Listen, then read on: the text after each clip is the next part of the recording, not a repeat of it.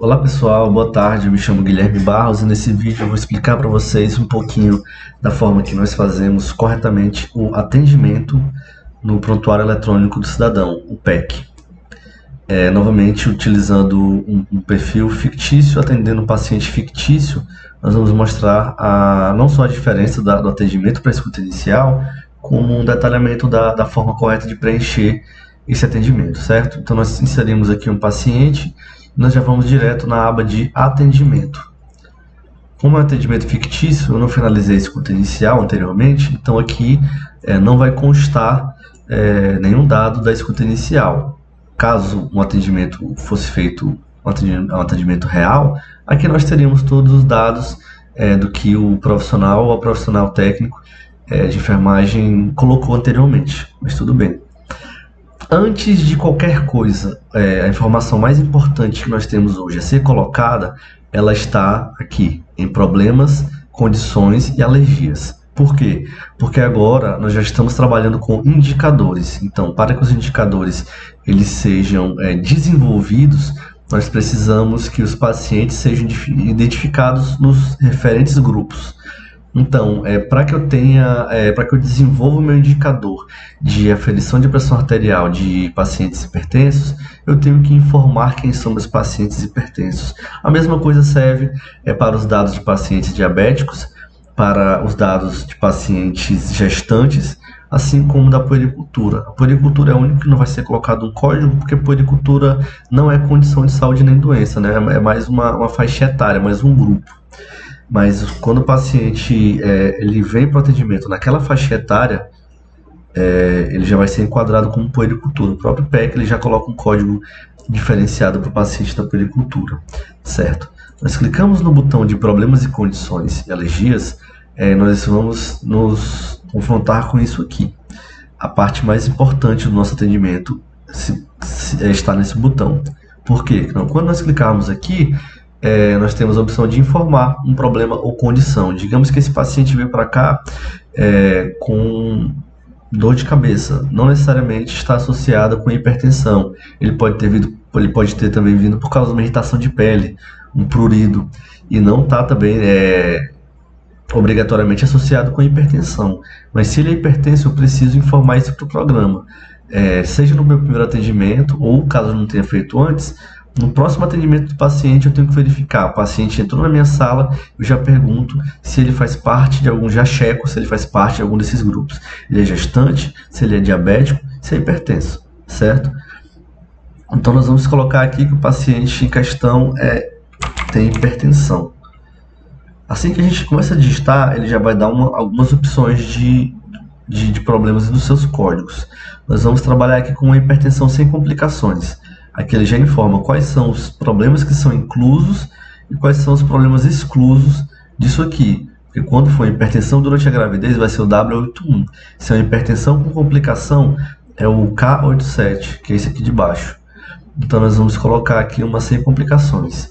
É importante que nós associemos qual o CIAP com um CID-10. Se eu clico aqui, você percebe que nós vamos ter 2.696 páginas, então aparecerão códigos que não possuem nenhuma ligação com hipertensão. Então a gente sempre vai utilizar o filtro. Clico no filtro, volto para a lista e percebe que apareceu somente uma opção. Seleciono. Aqui, caso o paciente saiba, caso nós tenhamos acesso a essa informação, é importante colocar quando começou. Digamos que o paciente em questão saiba que começou que detectou a hipertensão em 2019. Ok, o programa já calcula os anos e meses. Se nós tivermos aqui a data certinha, coloca. Isso aqui não é muito comum, mas pelo menos um ano às vezes o paciente sabe. Não é obrigatório, tendo informação a mais, não tendo, vai passar do mesmo jeito. A condição sempre vai estar ativa, né? Porque se não tivesse ativa, eles não fariam parte dos indicadores, já seriam problemas resolvidos ou curados. Então, temos o ativo, o resolvido, porque nós podemos informar aqui problemas que já foram resolvidos. O paciente teve uma gastrite e foi resolvida. Então, você pode informar que ele teve gastrite que foi resolvida. Assim como tem algum problema que fica latente. Ele já foi resolvido, mas ele pode trazer algum risco para o cidadão. Caso você tenha conhecimento de algum paciente com um problema que esteja latente, você pode informar aqui. Mas o nosso foco é nesse grupo de hipertensão, gravidez e diabético. Então, sempre estarão ativos. Se está ativo, não tem data final, porque ele ainda está... o paciente ainda possui esse problema. Então, nós vamos salvar, e a partir desse momento já consta a informação. Se eu retorno à folha de rosto, o problema vai aparecer aqui destacado. Seja quem for atendendo o paciente, vai ter acesso a essa informação. Perfeito. Depois de colocados os problemas e condições, nós podemos iniciar o nosso atendimento. O atendimento no PEC ele é dividido em 4 partes. O SOAP é uma sigla para subjetivo, objetivo, avaliação e plano. A aba subjetiva ela consiste na queixa do paciente, são os dados subjetivos do atendimento. A parte objetiva são dados, são números, são dados mensuráveis. Então vocês vão perceber que nós não podemos colocar letras aqui. Se eu tentar digitar, não vai passar nada, a não ser que eu utilize números. Por quê? Porque são dados mensuráveis. Eu vou ter algum aparelho, algum equipamento, algum tipo de exame que vai identificar aquele dado. Então o paciente vai ter um peso específico, que eu vou colocar ele numa balança e vai aparecer. Eu vou utilizar uma régua medidora e eu vou saber que ele vai ter essa altura. Eu vou utilizar um aparelho que vai me informar que a pressão dele está de 12/8. Eu vou usar um termômetro que vai me dizer que o paciente está com 36 graus. A informação que nós solicitamos na triagem de se a vacinação está em dia ou não, ela é utilizada aqui pelo profissional, tanto o enfermeiro quanto o profissional médico.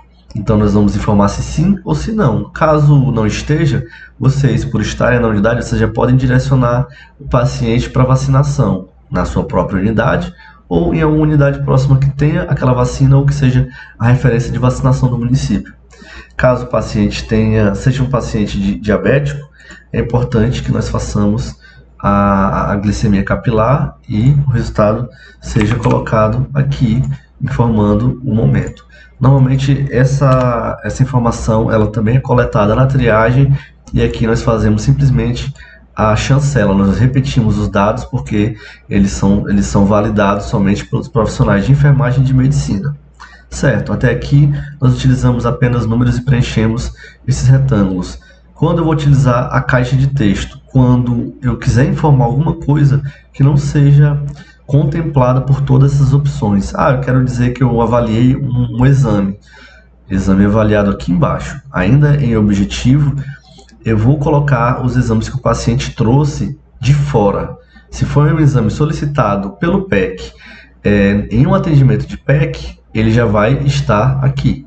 Entendeu? Ele já vai constar aqui. Assim que o atendimento é finalizado e que eu faço uma solicitação de exame, automaticamente ele vai passar a aparecer aqui. Digamos que o paciente tenha feito um hemograma particular há um mês atrás, ele foi atendido em outra cidade ou em um médico particular e ele fez aquele exame. Então nós vamos clicar em adicionar, prestando atenção que aqui o próprio PEC já explica, exame que não foi solicitado através desta instalação do PEC. Então esse hemograma, eu vou colocar aqui qual foi o exame. Caso tenha data de solicitação, de realização e do resultado, a gente coloca. Então foi solicitado dia 1, foi realizado no dia 13 e o resultado saiu hoje. O paciente veio e lá eu vou colocar que o XXX deu o valor de 10, o YYY deu o valor de 300 e o ZZZ deu o valor de 0,8 e que, portanto, o paciente resultado do exame não apresenta alterações. Aí cabe ao profissional decidir como ele vai registrar, mas é importante que todos os dados sejam detalhados aqui para tanto o próprio profissional possa consultar isso no futuro, quanto outros profissionais, outros colegas. Então todo mundo vai passar a ver isso aqui, que o exame foi solicitado nessa data, avaliado nessa data, que é um hemograma e que já consta o resultado.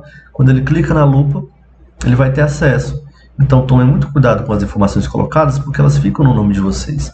E elas não podem ser alteradas depois que você registra. Um profissional terceiro não pode vir alterar o resultado do seu exame que você registrou. Apenas você mesmo. Vou excluir porque é fictício. Então, existe algum dado objetivo que não está contemplado nessas opções e também não está contemplado em exame solicitado e avaliado. Aí você vai utilizar essa caixa de texto. Ela é sempre o último recurso, tanto aqui quanto aqui. Então, digamos que o paciente estava com cefaleia. Sempre lembrar de confirmar. Então, esse é o motivo que trouxe o seu abdoral para a unidade. Mesmo sabendo que ele é um paciente hipertenso, que eu informei lá, ele não veio por causa da hipertensão, ele veio por causa da dor de cabeça. Então, eu boto paciente, alega dor de cabeça intensa, após passar 2 dias sem os óculos. Quebraram numa queda. Então, eu estou detalhando o motivo que trouxe o paciente até a minha unidade e uma provável causa para esse problema, entendeu? Aqui ainda não vão entrar dados de um exame físico, nem nada especificando a sua hipótese diagnóstica, porque essa não é a aba específica para isso. Aqui é a queixa do paciente, é o início da nossa anamnese. Eu posso colocar mais de um código? Posso. Então, ele também veio com prurido. Eu confirmo e fala paciente com coceira na região do pescoço após picada de inseto. Coceira dura mais de 3 dias. Por que eu estou detalhando isso aqui? Porque vai ajudar a entender lá na frente, quando eu for fechar a hipótese diagnóstica, o que causou e em que pé está esse problema. Alexa, desligar.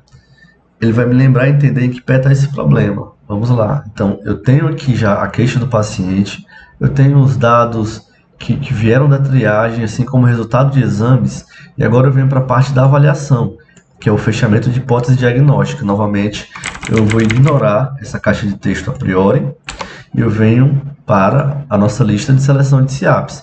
Então, o meu paciente veio com cefaleia. Eu posso filtrar aqui novamente. Eu coloquei uma cefaleia. Confirmo. E ele veio com prurido. Procuro também o CID.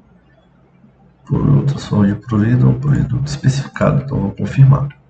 Então eu digo, cefaleia, tá, mas o paciente pode vir 3 meses seguidos para a unidade com cefaleia. Como é que eu vou saber se ele progrediu, se ele regrediu, se permaneceu? Aí eu vou explicar, cefaleia moderada, principalmente durante o dia, ou enquanto exposto ao sol. Então a gente percebe aqui que vai caminhar mais para uma fotofobia, principalmente quando não utiliza os óculos, ou então exclusivamente quando não utiliza os óculos. Então a gente já percebe que não é, por exemplo, uma dor de cabeça por causa, sei lá, de falta de sono ou do excesso de bebidas alcoólicas na noite anterior. A gente já vai entender qual é a causa, qual é a característica daquela cefaleia, porque o paciente pode vir vários meses seguidos com cefaleia e de causas diferentes ou de intensidades diferentes. Pode ser uma cefaleia intensa e incapacitante, que ele não consegue nem andar sozinho, ele vem acompanhado, por exemplo. Então eu vou detalhar aqui. Por quê? Porque quando eu for olhar o prontuário do meu paciente, eu vou entender o desenvolvimento desses problemas, se eles melhoraram, se eles agravaram. Aí o prurido na região do pescoço, vermelhidão intensa, sei lá, presença de pus, coceira provocou feridas leves, enfim. Aí eu não vou me detalhar muito nessa parte técnica, mas é só para que vocês entendam que essa caixa ela é o complemento desses códigos que aqui embaixo estão. Então, se eu colocar somente o código e finalizar o meu atendimento, eu não vou ter noção de que tipo de problema meu paciente tem. aonde é esse prurido, de que forma começou, se estava muito vermelho, se estava com ferida, se tinha pus, porque daqui uma semana ele volta e aí eu vou dizer que o prurido da região do pescoço, a vermelhidão passou, continua coçando, mas não está mais vermelho, não tem mais pus e não tem mais feridas. Então a gente já percebe que pelo menos uma parte do problema já melhorou. A gente só vai tratar a questão da coceira. Não mais preciso me preocupar com vermelhidão, com pus e nem com coceira. Quer dizer, com feridas, certo? Então, para qualquer problema que vocês colocarem aqui, é importante que vocês detalhem, para que vocês mesmos tenham noção no futuro do desenvolvimento desse problema. Então, a avaliação ela vai ser resultado da soma do que o paciente me conta, do que eu percebo através dos exames, seja o exame físico quanto os exames através desses equipamentos. Eu vou utilizar tudo isso e eu vou fechar minha hipótese diagnóstica. Então aqui eu vou detalhar esses códigos, mas a parte mais importante daqui são os códigos. Sem eles, se eu removo esses dois códigos, não adianta nada eu colocar isso aqui, porque se aqui não há um filtro, eu posso colocar qualquer coisa, a gente percebe que tem um grau de importância menor do que aqui, que eu só coloco problemas que são listados, certo? Então, essa parte é mais importante. Sempre lembre de informar os códigos para que nós possamos prosseguir com o atendimento, certo? Concluídas essas 3 primeiras partes, nós vamos para o plano. O plano é a conduta, é como o profissional vai fazer para resolver esse problema. Novamente, ignorem a caixa de texto, nós vamos passar para o final. Aqui nós temos a opção de passar atestado para o paciente, certo? Ele pode ser criado até por padrão. Eu só vou informar a data, a hora, qual foi o CID. Eu vou colocar aqui Cefaleia, digamos. E dias, atestado de um dia. Quando eu salvo, eu vou ter aqui um atestado gerado automaticamente para esse paciente, com o nome do profissional, o município, qual foi a unidade, etc. Vou remover. Exames. Você não vai informar aqui no plano, prescrevi, solicitei, exame X, prescrevi medicamento Y. Por quê? Porque, novamente, isso aqui você pode digitar qualquer coisa. Se eu tenho um botão específico para isso, a prioridade é utilizar o botão. Por quê? Porque ele é mais relevante para o nosso sistema. Então eu vou em solicitação do atendimento e aqui eu vou solicitar o exame. A diferença do alto custo para o exame comum é que o alto custo ele tem um asterisco a mais. Então no caso ele obriga você a colocar uma informaçãozinha a mais, mas não é nada de muito complexo, né? Quando nós entramos na solicitação de exame, tem os grupos rápidos, que são, por exemplo, por ser um paciente homem de idade X, ele já entra no risco cardiovascular. Então, esses são os exames comumente pedidos para pacientes com risco cardiovascular. Na medida que eu clico, eles vão aparecendo aqui do lado. Eu posso selecionar assim ou eu posso colocar manualmente. Eu quero um hemograma. Aparece aqui. Eu quero um EASQ. Aparece aqui. Eu quero uma hemoglobina glicada. Daí eu pesquiso aqui e coloco. O CID-10 não é obrigatório, só justificativo do procedimento. Então eu coloco check-up, exame de rotina, ou qualquer que seja a justificativa para você estar pedindo. Estou pedindo por suspeita de XXX. E aí eu coloco, certo? Cancelo. Quando eu vou no exame de alto custo, a única diferença é que ele me exige um CID-10. E também que a lista de exames é um pouquinho menor, que aqui são exames mais caros, como biópsias, tomografias. Então eles vão exigir um grau maior de detalhe, que é o CID-10. O próximo botão mais importante que nós vamos utilizar, gente, é o de prescrição de medicamentos, certo? Eu clico nesse botão e clico em prescrição do atendimento. Ele já abre essa tela para detalhar qual remédio. Então, digamos que eu vou passar uma dipirona. Aqui nós temos várias opções de dipirona, são 5 páginas. Eu vou ver qual é a dipirona que eu quero, digamos que seja sódica de 1 grama. informo qual é a via de administração, normalmente é via oral. Na dose, gente, você vai colocar um CP ou um comprimido ou 1 ml no flaconete. Quando você digita isso aqui e clica fora, a posologia já é informada automaticamente lá embaixo. Isso aqui é muito importante, por quê? Porque isso aqui auxilia o nosso paciente a saber como tomar o remédio. Então, digamos que eu boto um comprimido, porque ele vem em comprimido, está informado lá em cima, e aqui eu tenho a frequência da dose. Aí eu quero que ele tome um comprimido por dia. Aqui só tem divisão em horas. Ou eu boto um comprimido a cada 24 horas, eu posso ir em frequência e botar um comprimido uma vez ao dia. Ou é um por dia, mas eu quero que ele tome especificamente de manhã. Então eu boto um comprimido pela manhã. E lá em recomendações eu boto ingerir em jejum ou ingerir após refeição com bastante água. Porque esse remédio, digamos que seja um remédio que dê boca seca. Então eu vou explicar aqui. Duração, você vai tomar por 7 dias. Então, como vai ficar? Um comprimido pela manhã, após a refeição, com bastante água, durante 7 dias. Perfeito. Qual a quantidade? No caso, vai ser essa caixa com 30 comprimidos, digamos. Então, vou colocar os 30. Quando o sistema é linkado com o Horus aqui, eu já verificaria se o remédio estava presente ou não na nossa farmácia. E aí eu salvo. Fecho, já consta aqui. Então, não preciso colocar aqui em cima que eu prescrevi dipirona sódica 1 miligrama ou 1 grama. Por quê? Porque ela já consta aqui embaixo.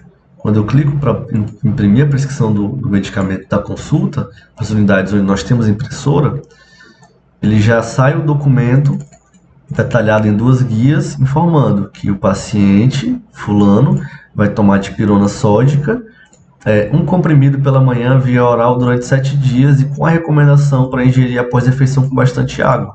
Então fica uma coisa muito humanizada. Isso aqui até pacientes que são de maior idade, pacientes até analfabetos, mas que possuem um filho, um primo, alguém na casa que possa dar orientação e que a pessoa também não tenha muita informação sobre saúde, sobre medicamentos, mas lendo isso aqui fica bastante claro. Se você acha que isso aqui ainda está muito técnico, aqui em recomendações você pode colocar de uma forma mais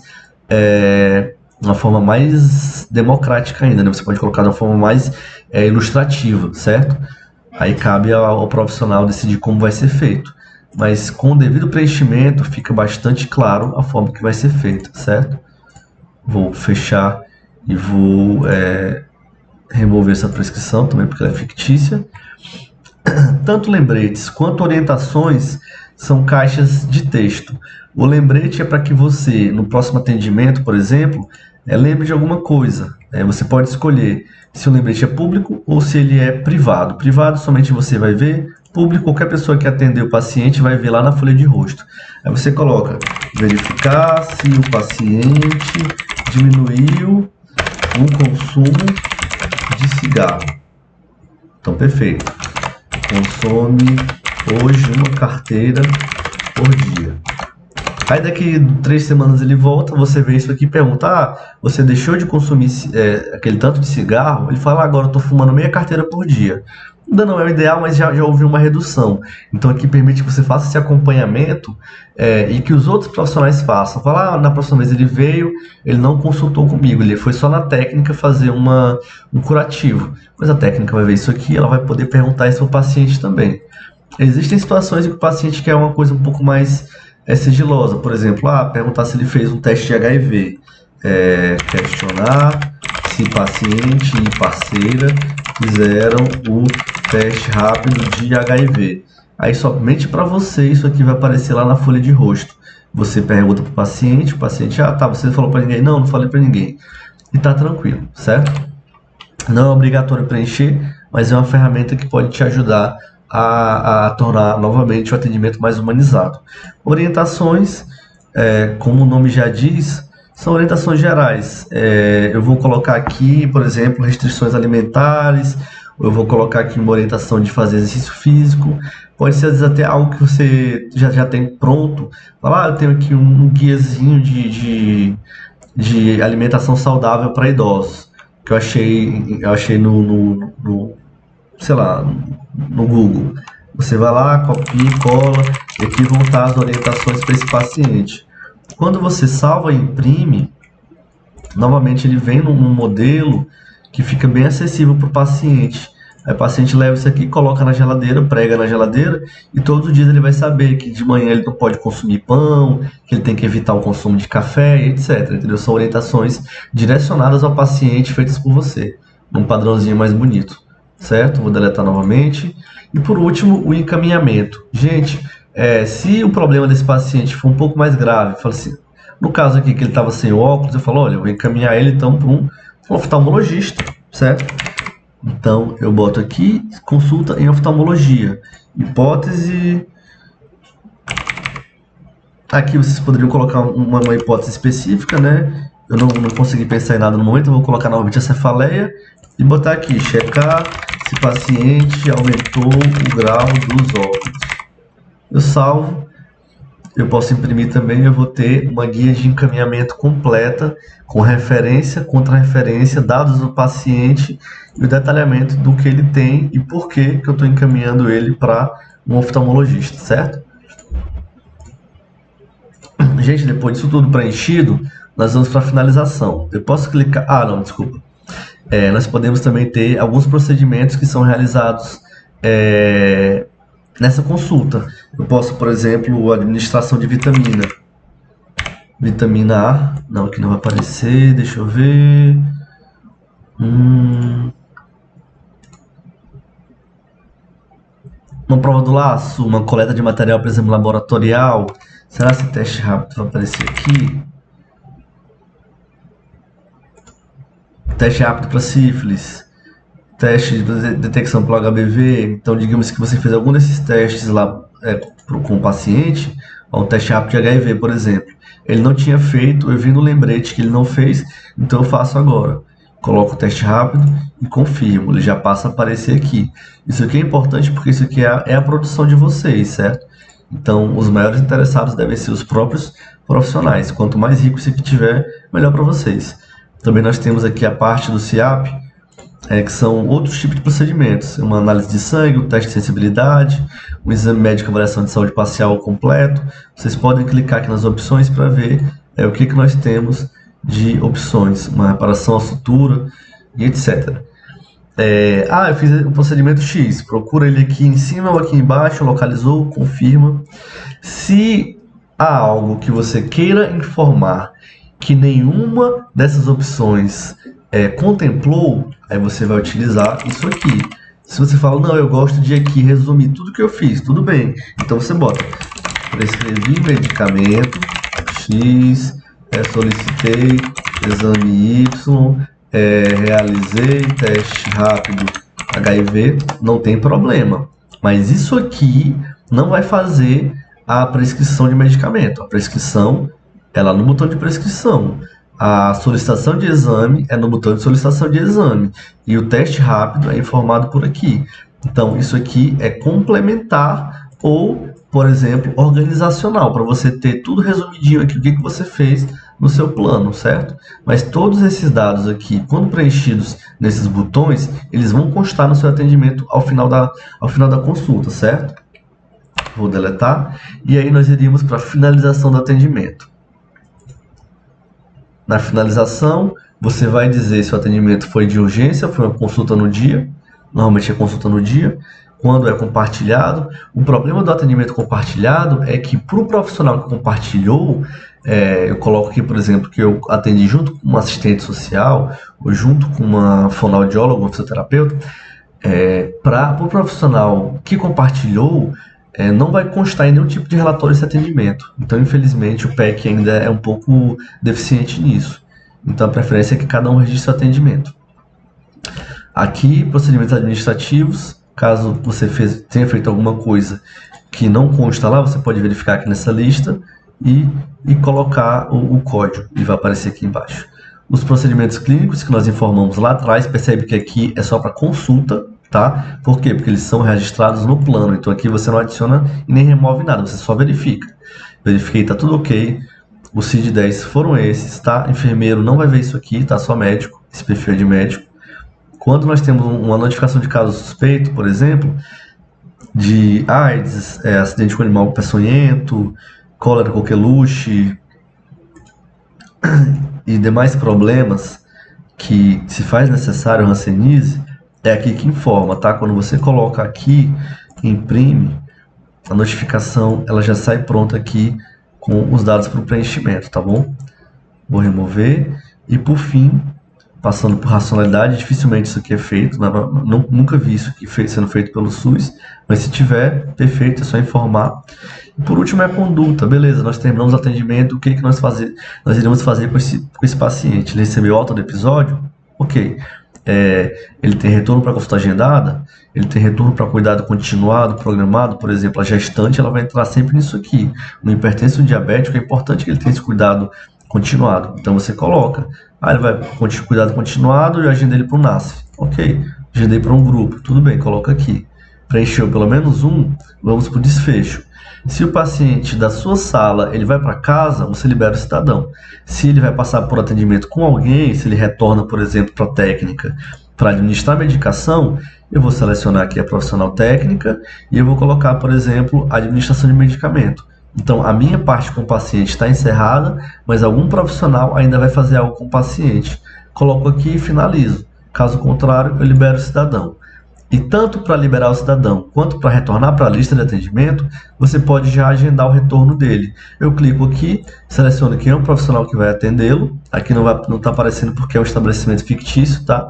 Eu colocaria aqui o meu nome, por exemplo, e a data do agendamento. Colocaria para daqui a 30 dias, no horário das 9 horas. Então, selecionaria a data, selecionaria o horário, libero o paciente, ele já está com a data de retorno agendada. Finalizo e está encerrado o meu atendimento, certo? Um último detalhe, gente, quando nós estivermos falando de gestante especificamente, nós vamos colocar ainda um detalhe antes de fechar, que é no antecedentes, nós vamos colocar os dados de gestação aqui nessa página de antecedentes. Aqui, como é um homem, ele não vai ter essa opção, mas quando é um perfil feminino, aparecem as opções do histórico de gestações. É importante colocar se a pessoa já teve uma gestação, se já teve aborto, se das gestações, quantos foram nascidos vivos e etc. Tá? Quantos foram parto cesárea, quantos foram parto normal. Vai aparecer junto com essa lista aqui, certo? Então, finalização do atendimento, vamos em finalizar. E é isso. Qualquer dúvida, vocês podem nos contatar pelo WhatsApp, certo? Tchau, tchau.